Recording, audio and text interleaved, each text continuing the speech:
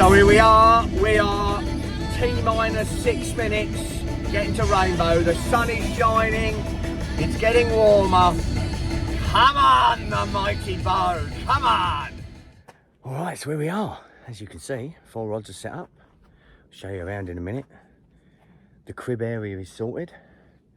And Andy has just gone out. It's Andy's first time swimming a minute, swim 6. So we're all set up. I've just made us a sarnie. And look at it. Freaking awesome. Weather is absolutely biblical. So I'm going to get suntanned. Head's probably going to get burnt. And hopefully catch a few fish. It's been slow. I went round to chat with Dirk over in 7, 8 and 9. And yeah, it's been slow since early on in the week.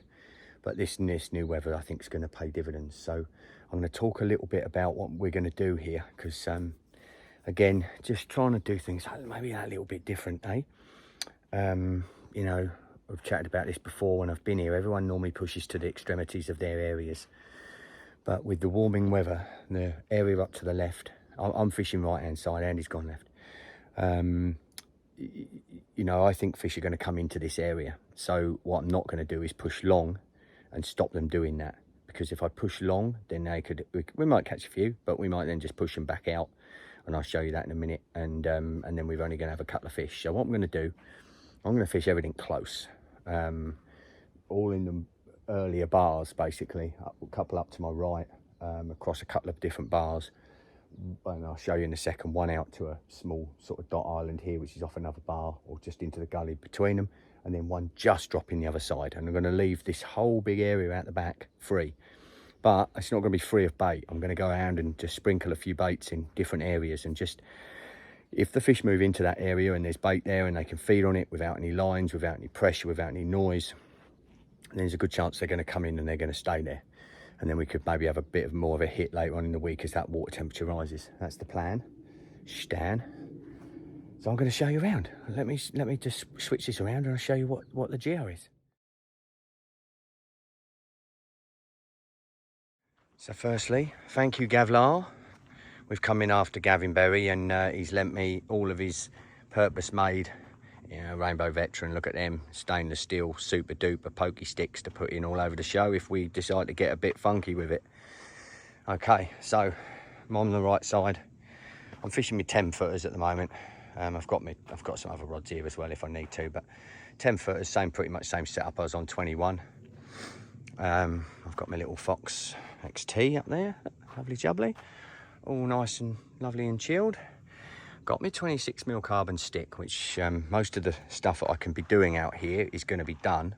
I can just keep topping up with just a couple of baits over the top without having to go out in the boat. I think another secret. And of course, we've got the mighty Oz tent. What a mighty erection this is. So I've set that up. This is cook tent, chill tent. Oh, we've got it sussed in here. Look, got a big cooker. I'm doing a massive roast tomorrow. Got roast chicken, roast potatoes, veggies. I'm going to do them. It's going to be biblical. Let me tell you, I'm going to roast carrots, julienne, the other vegetables. Holy moly. Ah, did I bring the bloody gravy? Ah, it could have been a catastrophe. Anyway, doesn't matter. I've got my old Weber. Del Hewitt. I'll tell you I've got a Weber. Look at that. Look. What a bit of beauty that is. So here we go. Everything else is set up in here. And then got a load of space in the back there to sort all the shit out if I need to. And then over here is Andy's setup. He's going to be fishing off down. He's going to have a couple up into these channels here. And his little, and look at this little doggy, look. Oh. As long as he doesn't piss on my bivvy, everything will be fine. So here we go, let's have a look. So, boundaries here. Boundaries into 6, 7, 8, 7, 8, 9, sorry. There's a float just out here. Let's have a look, which is Dirk's, I think. I don't know if you can see it, it's just about there, I think. Dirty nail. So this side of that tree, I think, is ours. And then you've got loads of shooty bits going off up here. And it's definitely shallow. They definitely get up there. So I've got a feeling he's going to catch them up there. And then our water is the front side of these two little islands. Out to the main island there, which is a long way out. And we've got that whole back area if we want it. And then I've got a bit up here to the right. And then there's spits and bars going up that way. So I'm going to drop I'm going to drop just one, just the other side of that one, I think, at the moment. I'm going to go and look at it, obviously. I'm not going to get too jiggy with it. I'm going to have, and then I'm going to have rods in these earlier channels through here. Just for the first few days, as I say, scatter some bait out there in likely looking areas, and then suss out whether there's an opportunity. If we see fish coming in and they start to get on it, then we can drop baits to them. But once they're confident and they're eating, there's a good chance we could catch a few more. So that's the plan of action. Well, I'm going to have a Grimbergen and sort me head out and then get amongst it. Get some Rodney trotters in the water. It's only about 2:30, so it's early days. We've got loads of time. Job's a gudgeon, life's a bream, Mr. Berridge.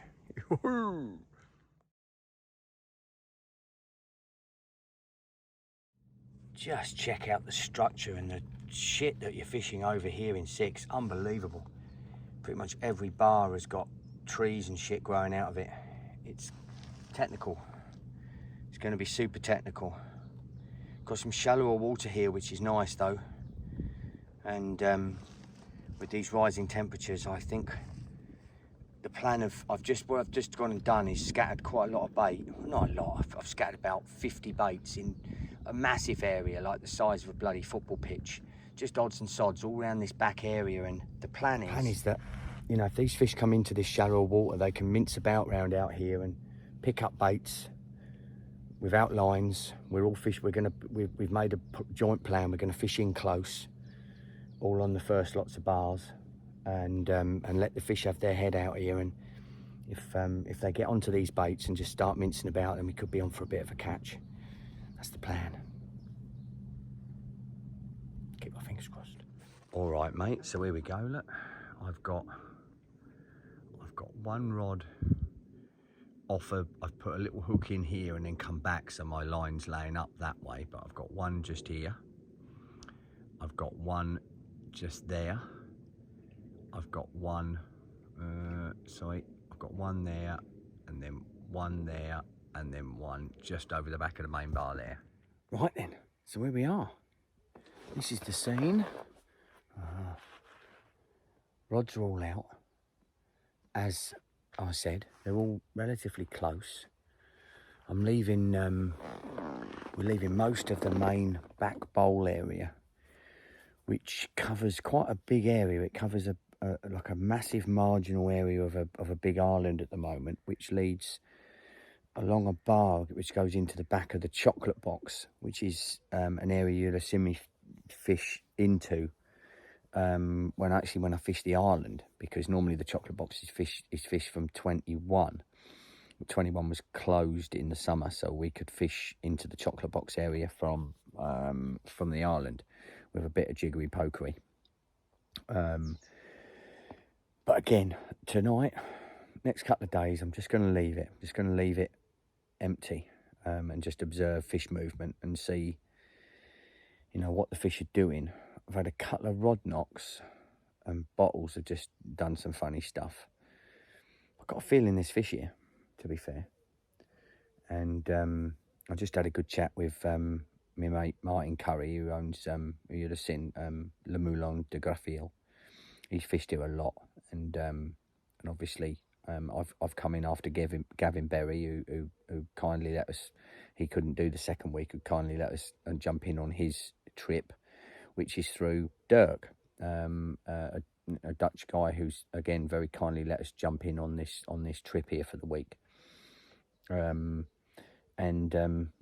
you know, my observations of rainbow in the last few years since I fished it is that, you know, most people tend to push to the extremes and out to the extremities of the areas, and of course fish always get caught. Fish get caught where bait goes in. It's the reality of it, isn't it? You know.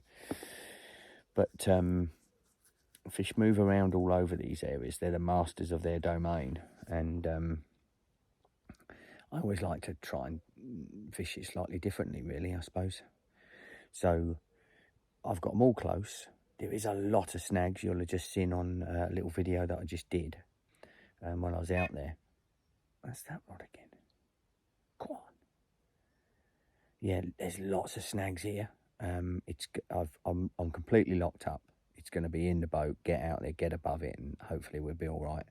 Leads will discharge super quick anyway, and then fish should come up in the surface, so we should be fine. But temperatures. Oh my God, the week looks amazing. Today was like 22, 23 degrees.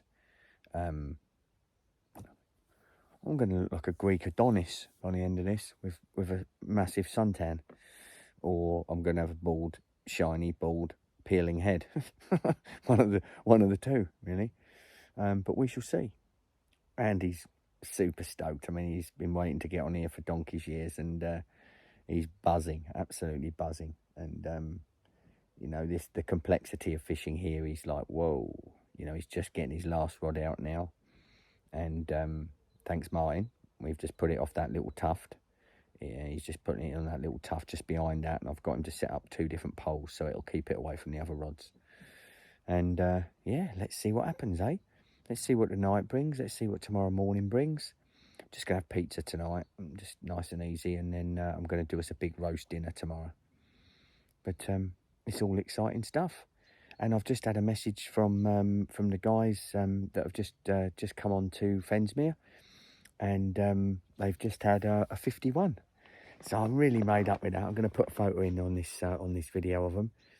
And I'm really stoked. It's always nice to see, and it's a new top weight for that fish, and it's not a fish that's been named, so I've said to them if they want to name her that they can. And it's another absolute belter. You know, different shape to a lot of the Fensmere fish. This is a much more gutty one, but scaly. It come from the fish farm originally. Beautiful fish, and it's now put on about 10 pounds since she's been in there. So I'm super excited, and she's continuing to grow, and she looks very, very healthy. So yeah, it's all to play for. We shall see what happens. It's a beautiful, calm, classic evening on Rainbow. Don't get much better, does it? All right, guys, catch you later. Thanks. Bye-bye. Well, top of the morning. Nothing to report overnight. Actually, had a good kib, which was nice. I think Andy had a couple of beeps on one of his rods through the night, so there could be a bloody bream stuck on there. But it's been quite a lively morning so far. It's about 7:30, and we've seen, we must have seen 15 or 20 shows now in the bigger area beyond the bars that we're really fishing. Well, actually, Andy has got one now, where Martin had said, which is where the little tuft is, and he's had a fish move right over that. So it's looking good, actually. It's looking really good.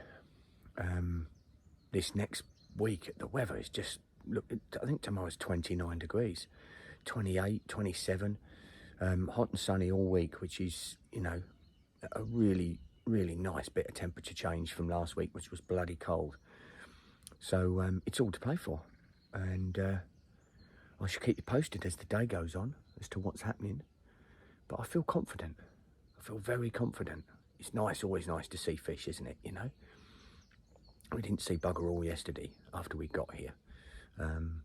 But definitely a lot. I mean, Andy just had a little mooch along his channel up to the left there, and he saw a couple of fish move and stick their heads out down there as well. So there's fish all over this area. So while the rods are out there, there's always a chance one of them's going to bust off. And as my good mate Wayne Cooper would say, the old number 10 buster comes steaming straight through your bivvy door in the unexpected moment and scare the bejeepers out of you. Only brilliant. Rainbow. Look at this place. It truly is a magnificent place. Look at the colour coming up through here, look. It's just epic. It's just bloody epic. Yeah, let's see what happens. Keep you posted about that. The old cuckoos are going off. A bit of mist has come across. A bit cooler actually this morning before the sun breaks through, but the cuckoos are echoing around. It's just the most atmospheric place. Hard to put into words, this Rainbow Lake. I know everyone can say, oh look, it's just, you know, super commercial, blah blah blah, but there's something very special about it. And every moment that I'm here, I absolutely love it. Come on the Carps. Come on the Carps. There you go, that's better. Well, okay, what is it? Nearly 3 o'clock in the afternoon, Sunday afternoon. Had a nice super chilled day, Andy and I, apart from that bloody bream I had earlier on a 24 miller. It's been quiet, although we did see this morning quite a lot of fish moving out into the in the main bowl. And again, we've not really pushed out into it. You know, I said earlier we were going to put some bait out there, just sort of leave it, let them get some confidence out there, and then hopefully drop in there sort of probably late Monday, Tuesday, something like that, and then try and take advantage of a bit of confidence in those fish and nick a few. From what I can see, it's been quiet around the lake. Dirk and Martin over on 7 and 8, 9, they haven't had anything in the same period of time either. So yeah, quite quiet around the lake as far as I know, but it's all to play for. It's been bloody lovely today. Once the early mist, which was pretty cold, sort of burnt off, it's been really, really nice. I've been up there, I've done a bit of meditation, I've done my bloody calisthenics, and I've sat up there in the sun and had a grimburgeon. So I tell you what, it can't get much better, apart from one of these rods will just bust off. And as old Wayne would say, the number 10 bus comes steaming straight through your bivvy door. So yeah, it's all to play for. 3 o'clock in the afternoon. I'm going to wrap it up here for this video. I'm going to try and get this out now. And then hopefully by Wednesday we can show you a kipper or two. Fingers crossed. Who knows? If it doesn't, I'm just going to get a great suntan. So it's all good anyway, isn't it? See you. Bye-bye.